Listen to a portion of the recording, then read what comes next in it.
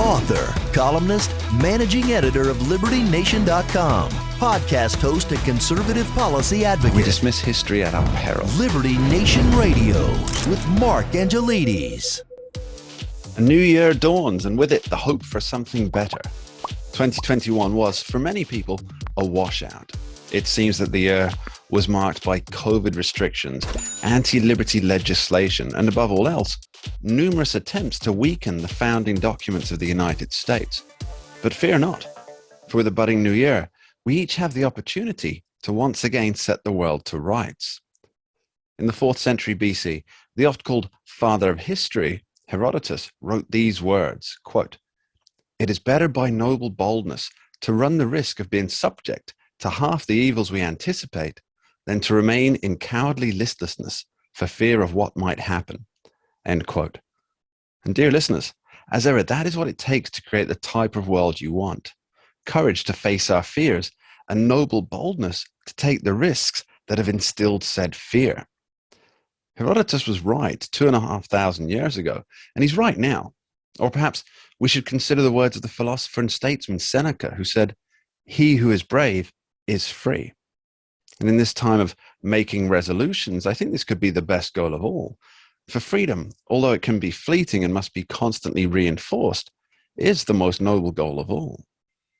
And ladies and gentlemen, that's what we're going to talk about today. Welcome to the Liberty Nation radio show here on the Radio America Network. I'm your host, Mark Angelides, and I'm here to wish you the very best and bravest Happy New Year for 2022.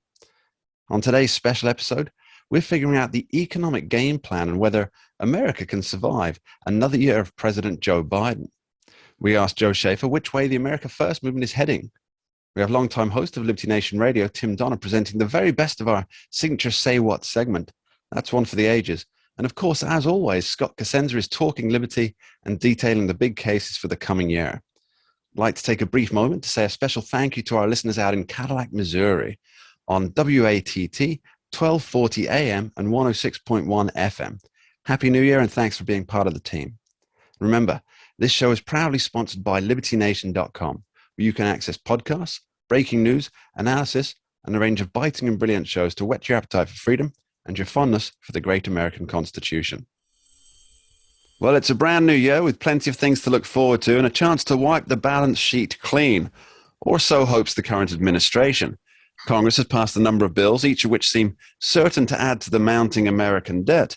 And while Republicans must shoulder their fair share of blame, it's ultimately the president who steers the national bus. And folks are beginning to ask themselves the all-important question, can America afford another year of President Joe Biden and his expensive and expansive policies? Well, there's no one better placed to answer that particular quandary than author and economist, Mr. Andrew Moran. Welcome back to the show, Andrew. Thank you for having me. So what's the deal? Can the average American look forward to a better or worse financial year for 2022? Well, just as a side note, when it comes to your opening promo, the Federal Reserve, I wish they would wipe out their balance sheet and, all of my economy. But yeah, for your other question, according to many of the surveys, the most recent one came from the Federal Reserve Board of New York, the Survey of Consumer Expectations.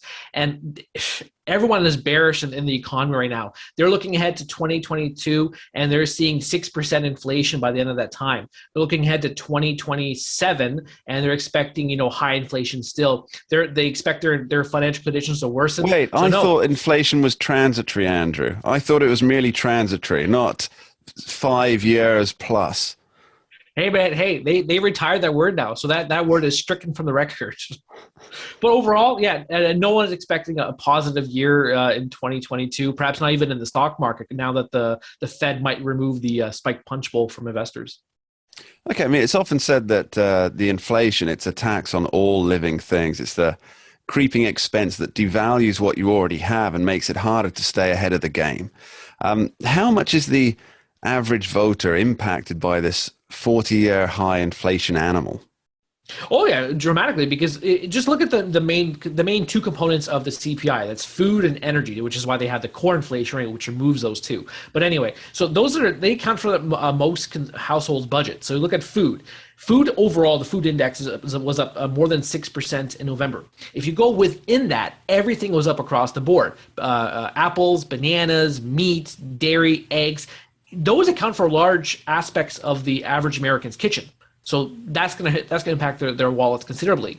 Energy, gasoline is up 38%. Electricity is up 6.5%. Natural gas has been up 50% over the last year. So everything is costing more to the consumer, and that impacts them greatly. No matter how many people like Paul Krugman contend that high inflation it doesn't impact low and middle income people, that's completely preposterous. That diminishes their purchasing power, makes everything cost more, hurts their wages. Cost of living skyrockets. So no. So they're gonna have a bad or a rough 2022 and perhaps even 2023. I think the question that everybody wants to know is, how about tofurkey? Hey man, hey, that costs I think up here in Canada I think it's $13 for about probably about this size of a tofurkey. That's $13 too much, Andrew.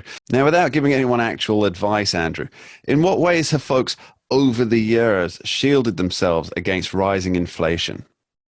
Well, I spoke to a market strategist the other day, and he was telling me that over the last year, many investors have tried to shield themselves from inflation by doing a few things. So a lot of them have poured into equities. A lot of them bought REITs, or real estate investment trusts, where you're buying an income generating investment fund that invests in property. A lot of them actually even delved into cryptocurrency. According to this strategist I spoke to, he was telling how a lot of investors have swapped gold and silver for crypto, like Bitcoin and Ethereum, to because those that they function as deflationary investment tools since they've skyrocketed, I think 40, 50, 60% over the last year. So those are a lot of things that people are doing to shield themselves from a higher cost of living and to protect their assets. If you go into a savings account, you're just throwing money away because the real interest rate is negative considering the high inflation and the near zero interest rate. So if you're just putting money in a cash account, no matter if it's an online savings account that provides a higher interest rate, you're still losing money. So you have to go into the stock market to help protect your capital, and that's one of the chief goals of a low interest rate environment for central banks. Because the lower interest rates, you just have to go into the stock market. Although I will say this: what's interesting in Sweden, because they were one of the first countries to have sub-zero interest rates. They wanted people to go into the stock market, but what the reverse happened, where consumers were actually putting money into their microwaves and under their mattresses because they view that a negative interest rate environment is a sign that the economy is in a downturn. So that's how they protect their income. And is the United States heading into negative zero territory at any point in the future?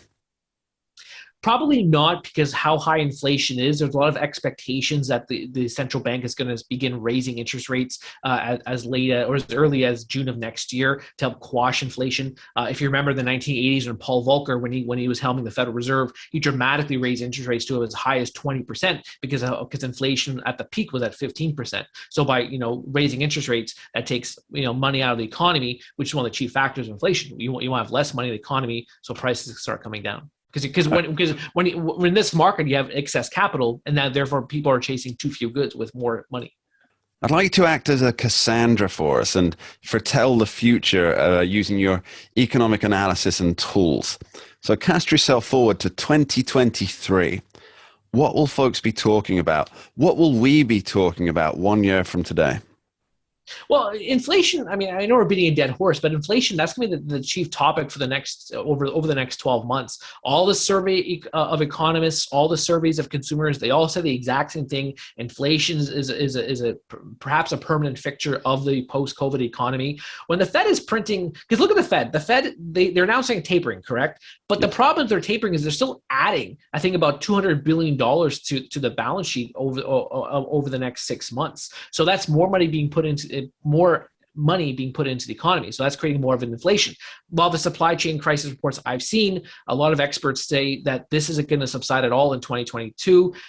If you look at the LA or the California ports, a lot of these ships are extending at a record high, extending into the Pacific Ocean. So right there you have the issue. China, they're having these quarantines because they're trying to have a COVID zero strategy. Therefore, these ships are at an all-time high, stuck at the Chinese ports. So you're having this back and forth issue where one side has a huge jam, another side has huge jam. So that's also going to add to inflationary pressures. Another thing, employment costs. Employment costs are expected to go up again because of the excessive number of job openings there are. Too few people taking these jobs. You have the record number of quit rates. I think it was 4.2 million in October. So that's not. So you have employment, you have supply chain crisis, you have a monetary expansion, fiscal spending. Biden's not showing any signs at all he's slowing down the fiscal expansion at all. So you have all these factors that are going to add to inflation pressures. And I doubt it's going to subside at all in 2022. So next time you and I talk, if I'm still alive by December 2022, we'll be talking inflation again. And you're going to ask me what's going to happen in 2023. I'm going to say, well, probably inflation.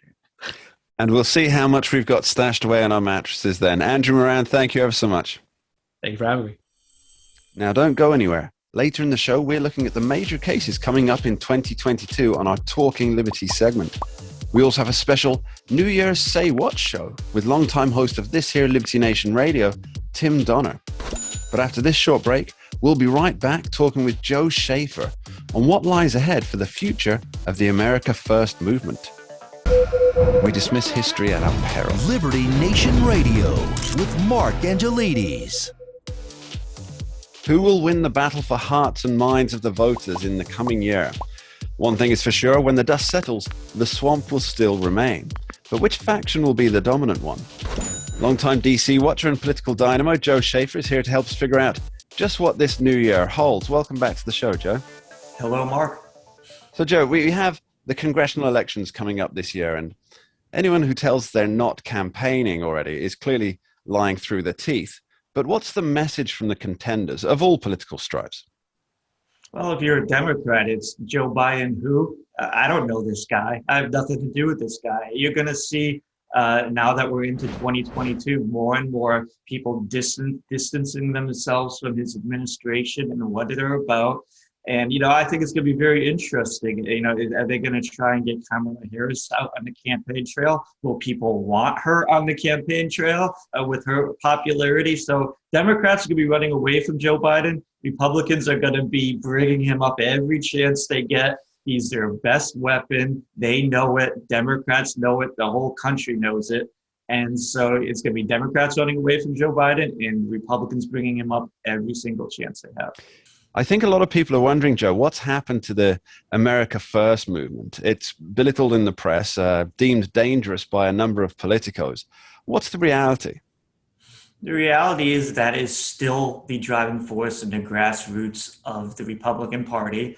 And there is still a Republican establishment in Washington, D.C., in elected office that has always been opposed to this grassroots and doesn't want to be part of this grassroots. And so you still have this divide between the Republican base and the Republican elected officials. And I think it's very worrisome for the America First movement. Donald Trump went down that escalator in the summer of 2015. He was in the White House for 4 years, and I just don't believe they have cultivated enough America First candidates to be running for these offices. I think it's extremely worrisome that in a crucial state like Pennsylvania in 2022, U.S. Senate race, you're finally getting rid of Pat Toomey, who most America First MAGA people consider a rhino, consider him just a Chamber of Commerce guy, kind of Republican they need to move on from. And this is what you're facing up to in 2022. Dr. Mehmet Oz, who considers Arnold Schwarzenegger a Republican role model, in his $100 million net worth, trying to purchase the seat, and his most likely top candidate had not announced yet, but he's expected to announce, is Bridgewater CEO David McCormick, who has a net worth that's way more than $100 million. They're one of the most globalist, the biggest hedge fund in the world, I believe, does all kinds of business with China.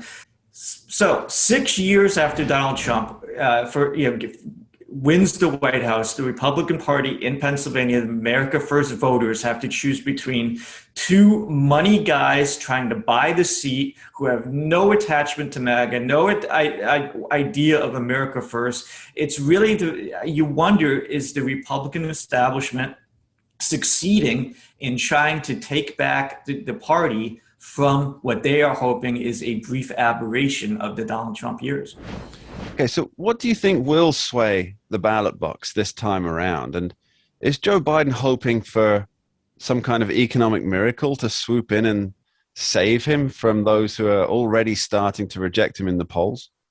It's so strange because I've said many times and I've felt all along, Joe Biden does not care about being popular. Joe Biden has an agenda to push, and I think it's a destructive agenda. And I think he realizes he is never going to be popular.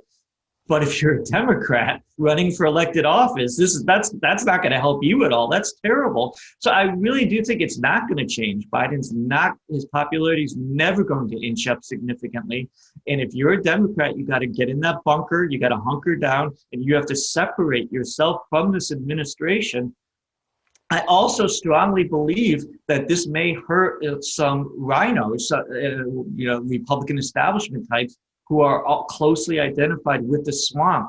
Joe Biden is a swamp careerist. He is going to hurt the uniparty swamp type politician. He'll hurt Republicans if they're too closely identified with that. And I always thought Mitch McConnell kind of understands that as well, which is why he's sort of trying to take it a little easy, as 2022 is here.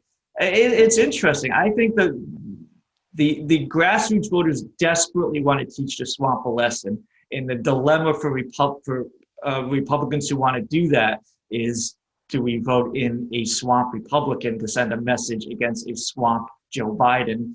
And, that's where you need good candidates, and you need to develop these candidates so you don't have these false choices. I wonder if rather than driven campaigning, it will be more of a cultural battleground in a war, a culture war that President Obama says does not exist. Your thoughts? Well, that worries me because that's where the careerists really know how to manipulate the public. And if they make it about hot button issues that get people excited, like critical race theory or even the coronavirus divide, someone who has no genuine interest in serving the people, just wants to get in there and serve his lobbyists, can say, I am against the vaccine mandates, and if you elect me, I am going to fight for that. And will get overwhelming support from many Republicans, but doesn't have to sincerely believe that and can backtrack as soon as they get elected. And you can see Democrats saying, I am going to push for vaccine mandates. We are going to, make this country safer. And they can be speaking it for their corporate lobbyists. So even Democratic voters can be hoodwinked here. Republican voters can be hoodwinked here. If it's going to be a culture hot button thing, I just think that it plays right to the uniparty's hands. They've been manipulating these things forever. And it is incumbent, Democrat, Republican voters, vet your candidates, find out what they really stand for, and don't fall for hot button, easy words that don't have to be backed up once they get into office. Joe Schaefer, thank you ever so much. Thank you. You're listening to Liberty Nation Radio, heard across the Radio America network from our flagship station in the nation's capital, WWRC in Washington, D.C. And remember, you can tune in for Liberty Nation from 2 to 3 p.m. Sunday on KBKW 103.5 FM or 1450 AM, the talk of Grays Harbor. Later in the show, we're going to figure out just what the future holds for the Second Amendment. Coming up next, though, we have a special Say What segment with Tim Donner. Don't touch that dial. We dismiss history at our peril. Liberty Nation Radio with Mark Angelides. And welcome back to Liberty Nation Radio here on the Radio America Network. Sometimes the politicos and their supporters in the Fourth Estate let on far more than they know. Damned by their own words, if you will. From the sublimely ridiculous to the tone deaf, these travelers in the political sphere are always more than willing to let slip the most riotous and damnable things. And sometimes there's the occasional bright spark who tells the story exactly as it is. Now, we're very lucky to have longtime host of this here radio show and senior political analyst for LibertyNation.com, Mr. Tim Donner, to host our special year-end Say What signature segment. Now, Tim has been gathering the grandest and most grimace-inducing comments from the major players of 2021. Buckle up, it's going to get very, very bumpy. Tim, thanks for being here. Over to you. Okay, thank you, Mark. And as we look ahead to 2022, we also bid farewell to a year in which a triumphant new president addressed the nation on July 4th, proclaiming victory over COVID-19, fulfilling his campaign promise that he would end the once-every-century pandemic. only to see his presidency come apart at the seams a month later with a resurgent virus, an ill-conceived, disastrous surrender in Afghanistan, the effects of which this president has yet to shake off, a border crisis of his own making, a crime wave across urban America, an inflation which has grown from a concern to a fear, as his approval falls as low as the 30s in 3 separate polls approaching year's end. The most painful of the problems Joe Biden carries over from the old year to the new is inflation, which serves as a tax on every financial transaction by every single person in the country. It's now up near 7%. Federal Reserve Chair Jerome Powell finally admitted near the end of the year that transitory is no longer an appropriate description of the problem. And Charles Payne of Fox Business says shame on him for suggesting for so long that it is. It's embarrassing for the Federal Reserve, the folks who are in charge of our money, to be this wrong this long. This inflation issue is not going to go away overnight. It's persistent and it's insidious. In the Dallas area, you have the highest prices ever paid for raw materials, ever. Wages are going up, and they're at the highest prices, place at the spike that they've been. More money goes into the system, prices go up, and the person out there, the average person, is getting nowhere. Right. So the check looks a little bit bigger, and it is. But the simplest way to understand this is you actually go in the store with more money in your pocket and come out with fewer bags. Unless and until inflation is brought to heel, there's no chance Joe Biden's approval will rise, especially now that COVID has reared its head again with what looks like another winter onslaught. Now, even though vaccine mandates in blue states have produced higher death rates than in mandate-free red states, the power-hungry control freaks on the left can best be typified by the utterly clueless financial commentator on CNBC, famous for being wrong in most all of his financial predictions, now straying into areas he knows nothing about and calling for the most extreme measures. Jim Cramer. It's time to admit that we have to go to war against COVID. Require vaccination universally. Have the military run it. If you don't want to get vaccinated, you better be ready to prove your conscientious objector status in court. And even then, you need to help in the war effort by staying home until we finally beat this thing. I knew you wouldn't believe me if I didn't play it for you. That complete loser lefty calling for using the military to force every American to get vaccinated or go to court or stay home until they do get the jab. It's that kind of thinking that has the Democrats in general and this 46th president in particular sucking swamp water, as they say, in the polls. But the one thing that united the left these last years was Donald Trump, and they're at it again, scaring people with the dystopian vision of a restored Trump in the Oval Office. And who better to sound the alarm than the woman who's certain Trump stole the election from her in 2016 and is now certain he'll be running again. I mean, he seems to be setting himself up to do that. And if he's not held accountable, then he gets to do it again. I think that could be the end of our democracy. Not to be too, pointed about it, but I want people to understand that this is a make or break point. If he were, or someone of his ilk, were once again to be elected president, and if especially he had a Congress that would do his bidding, you will not recognize our country. Note how she says someone of Trump's ilk, i.e., any candidate who follows the agenda of a former president with overwhelming approval in his own party, even after the ugliness of 2020. But the left has been concocting all manner of conspiracy theories about the evil orange man. Exhibit A was a recent article in The Atlantic titled, "Trump's Next Coup Has Already Begun," by progressive Bart Gellman. January 6th was not an isolated event. It was part of a coherent plan and conspiracy to overthrow the results of the last election that went on for considerable time before and after January 6th.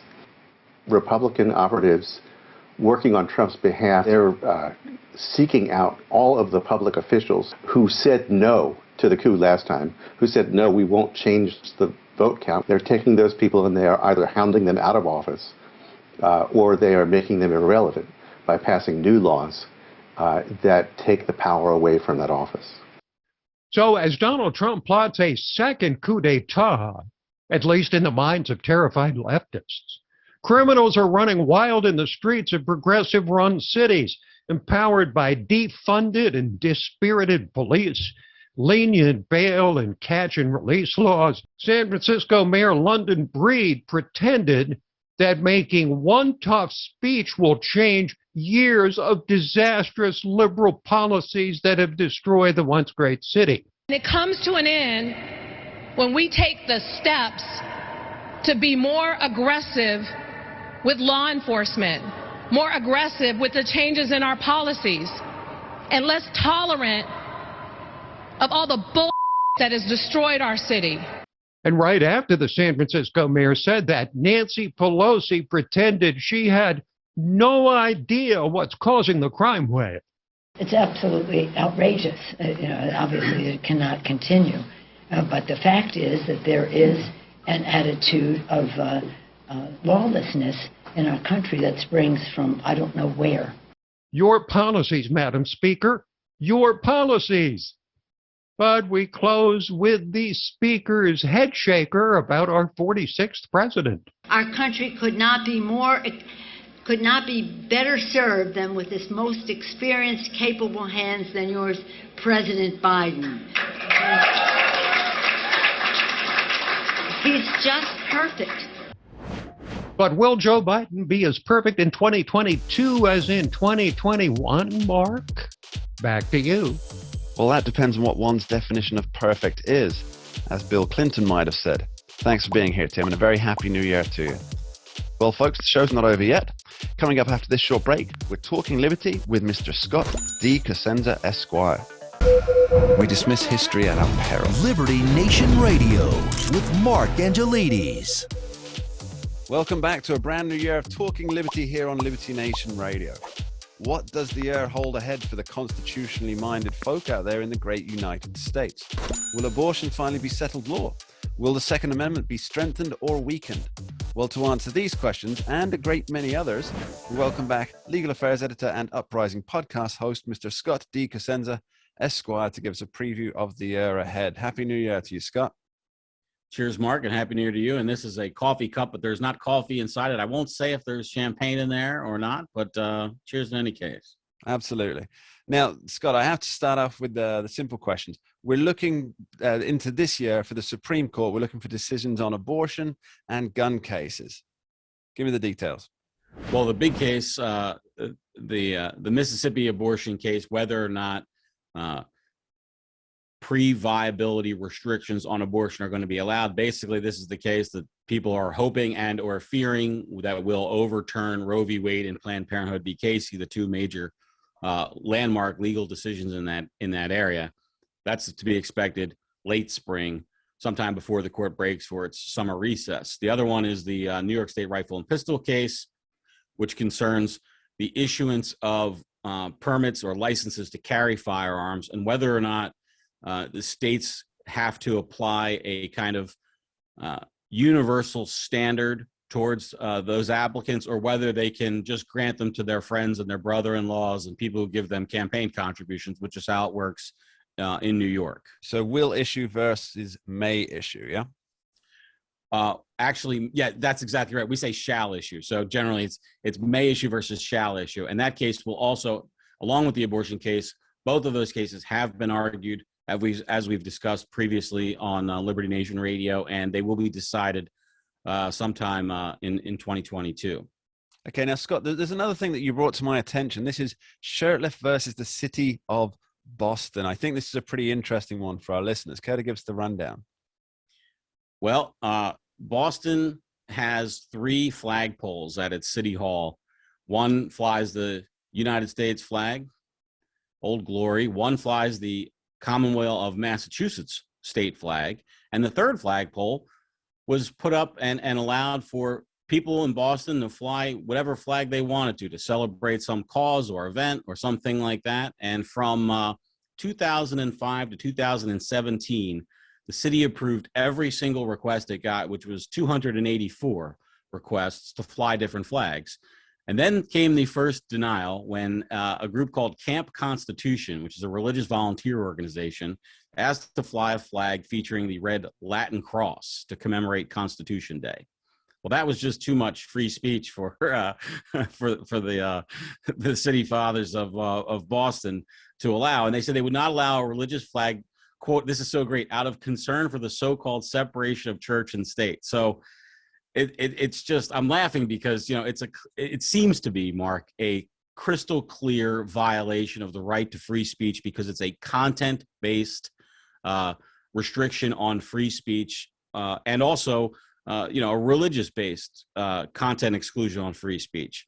Because they approved all of the non-religious messages that were asked to be flown and then are restricting this religious one, I don't think they're going to be granted protection under some sort of, you know, separation of church and state thing. I hope and think this will be stricken down as an impermissible imposition on free speech. So presumably here, the remedy, Scott, should this go in the in Shurtleff's favor, is that A, the flag will be flown at the Boston City Hall for at least one day, and then B, that the city of Boston will be less likely to try and restrict any liberties under the 5 precepts, the 5 tenets of the First Amendment. Well, for the second part of your question, I wouldn't be confident that the Pauls in Boston are going to go ahead and give conservatives and Republicans and people who are non-liberals or progressives any kind of you know, fair hearing when it comes to their rights. So I don't know that that's true. And actually, for the first part of your the supposition that they will be forced to fly it, I don't think that's necessarily true. That's called specific performance, which is not always granted in lawsuits.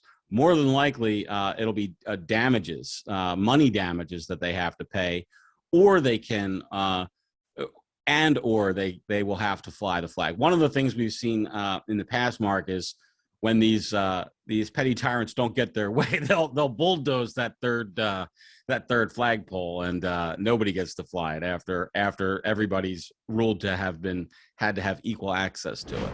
Well, they'll just have to take down the flag of the Commonwealth of Massachusetts for a day, won't they? So another issue that I want to discuss for the coming year, there's the Federal Election Commission versus Ted Cruz for Senate. Now, this is Ted Cruz, not the man himself, but the presumably the super PAC or the organization behind his next election bid.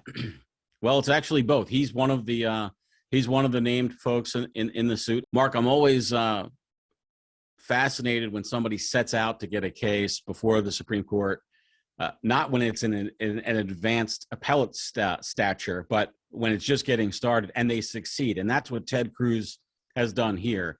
The Federal Election Commission has many regulations that seemingly trample on the First Amendment, and this is, I think, one of them. It's not necessarily a big deal for, you know, most folks, but for candidates for office, it is a big deal. And the regulation here is that candidates often loan money to their campaign. So they want to start. You want to run for office in the United States. Ted Cruz wants to run for Senate. He needs to spend money to do so, to win. And fundraising isn't as successful early on, when that's really when it makes the most difference. There's a saying called early money is like yeast. It makes the dough rise. So the earlier that a candidate gets money, the more successful their candidacy is going to be. So there's an impetus to fund it early. So candidates often loan their campaigns this money, and this regulation concerns how long the campaign has to pay them back, and the amount that they can pay them back. And so what Ted Cruz did in order to get this law challenged before the Supreme Court was the day before the election, he loaned his campaign, I think it was $260,000. Now, the rules said that they couldn't pay back more than $250,000. So this only concerns $10,000, which in the scheme of the Texas senatorial race is a drop in the bucket, but that's what we're talking about. But it was engineered to get before the Supreme Court, and they're going to rule if this regulation is an imposition on free speech. I think it is, and we'll have to see what the court says. It's good publicity for Senator Cruz to be holding a case before the Supreme Court, especially as elections are not too far away. I think that $10,000 is money well spent for him. Now, one more case I'd like to discuss, Scott, is Conception versus the United States. I think this is a pretty fascinating one. What's the deal? This case, Mark, has to do with whether or not somebody who is criminally, so Mr. Conception was convicted of having crack in 2009, I think. In 2010, the sentencing for those same crimes was changed radically and reduced radically. He got a 20-year sentence, I think, for crack cocaine. And then when they changed the law, they drastically reduced the sentence. And then I think it was 2018 when they passed another law that said that people who had been sentenced previous to the law's sentencing change should have their sentences or could have their sentences adjusted and reviewed. Mr. Conception filed a request for the federal court to have his sentence reduced, commensurate with the new sentencing guidelines that were passed a year after his conviction. And the court looked at the law and said, no, we're not going to reduce your sentence. And the question is, does he have by legal right, does he have the right to have his sentence reduced under that law? And I think it's fascinating. I haven't looked at, and I don't know if this number has been published. Actually, I did look for it and don't know if it's been published, which is the sheer number of the many, many people in federal prison who are there for drug crimes, how many this affects. But surely it's well beyond just Mr. Conception. The number of people who are sitting in prison now who, if they were convicted for the same crime, but after 2010, would be out of prison because of the way that the sentencing guidelines have changed. I think we'll be following this story quite closely, Scott.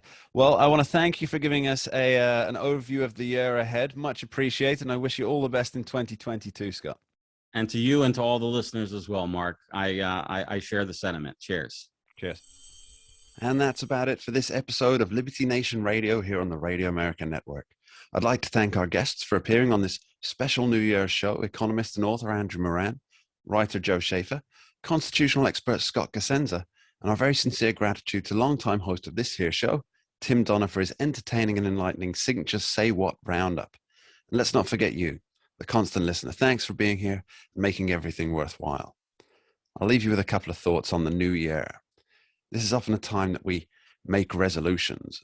Some of us let them slip by before the snow has even melted, and others have cast them off as a bad idea and just don't make them anymore.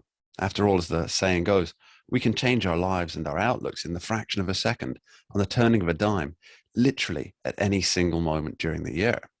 But in defense of New Year's resolutions, it seems to me that the very universe is acting in congruence with us when we make a personal pledge as the year turns. The Earth has decided to start its long trek around the sun once more. The very seasons have made the choice to begin again, and the nature that surrounds is getting set for a second chance at life. G.K. Chesterton wrote, "The object of a new year is not that we should have a new year. It is that we should have a new soul and a new nose, new feet, a new backbone, new ears and new eyes. Unless a particular man made New Year's resolutions, he would make no resolutions. Unless a man starts afresh about things, he will certainly do nothing effective." End quote. And for me, this is the beating heart of New Year's resolutions. We should not be looking to make subtle adjustments, but to make sweeping changes. If only in attitude alone, we must recommit ourselves to that which is important with a gusto that leaves those watching on in silent awe. We don't have to learn a new skill or get better at housekeeping to make a significant positive change in our lives. When we recommit to those that we love, when we determine that from this moment on, our hearts will be given over to the people or ideals that burn for us, well, that's the greatest resolution possible. That's what makes history. We dismiss history at our peril. Liberty Nation Radio with Mark Angelides.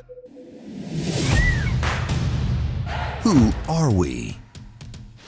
We are Americans that believe in liberty. We are a project of the nonprofit One Generation Away. We are patriots who apply the founding principles to the issues of today. And they keep moving the goalposts on us. We are educators and commentators who love America and the Constitution. Who are we? We are Liberty Nation.